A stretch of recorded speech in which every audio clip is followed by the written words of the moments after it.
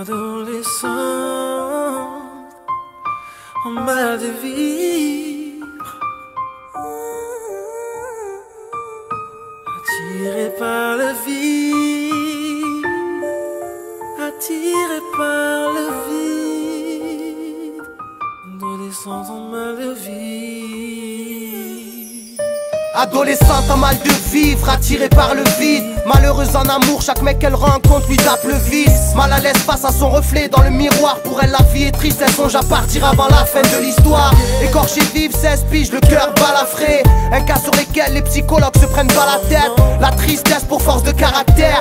Un cauchemar incessant lui fait croire que cette vie n'est pas la sienne. Alors elle se laisse aller, clope, cacheton et coupe fin. Parce que s'abîmer la santé dans ce bled ne coûte rien. Prisonnière du poids de ses peurs, les conflits parentaux dont elle est témoin ne lui laissent pas le temps de placer un mot sans repère. Victime du mépris de son beau-père, le silence de sa mère lui fera un jour franchir la fenêtre. Après réflexion, elle décide de faire sa valise, livrée à elle-même dans l'obscurité de la nuit. Adolescente en mal de vie, Adolescente en mal de vie, animée par la tristesse et la mélancolie, attirée par le vide, attiré par le vide. comment guérir les blessures, les cicatrices. Adolescente en mal de vie, Adolescente en mal de vie, animée par la tristesse et la mélancolie, attirée par le vide, attiré par le vide. comment guérir les blessures, les cicatrices. Désormais seule avec son sac de sport, confrontée à son sort. Quelques euros au fond de la poche, c'est pas le grand confort. Se dire qu'elle a tourné une page, la réconforte. Dégoûtée de comment tous les adultes se comportent. Elle découvre un paysage inconnu, celui de la rue.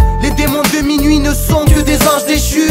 Assise dans un square, un jeune homme vient l'aborder, lui offrant une clope en guise d'hospitalité. Lui aussi frappé par la cruauté de la vie, orphelin dès son plus jeune âge, le regard avide. Un climat de confiance et la discussion s'élargit. Les problèmes sont les mêmes, que l'on soit pauvre ou riche. C'est sur des malheurs que cette relation s'établit. Il la convainc petit à petit de ne plus faillir. Faut-il souffrir pour enfin s'épanouir, en espérant qu'elle ne regrette pas de s'être confiée à lui. Adolescente en mal de vie, Adolescente en mal de vie, animée par la tristesse et la mélancolie, attirée par le vide, attiré par le vide. comment guérir les blessures, les cicatrices. Adolescente en mal de vie, Adolescente en mal de vie, animée par la tristesse et la mélancolie, attirée par le vide, attiré par le vide. comment guérir les blessures, les cicatrices. Les esprits libres ont besoin d'amour pour trouver l'équilibre. Le cap de l'adolescence est pénible, surtout quand l'adulte est sourd. Aucun problème ne se résout dans les quartiers chicous en bas des tours. À vivre comme des fugitifs, l'aventure devient plaisante. L'important c'est de pouvoir vivre à fond l'instant présent.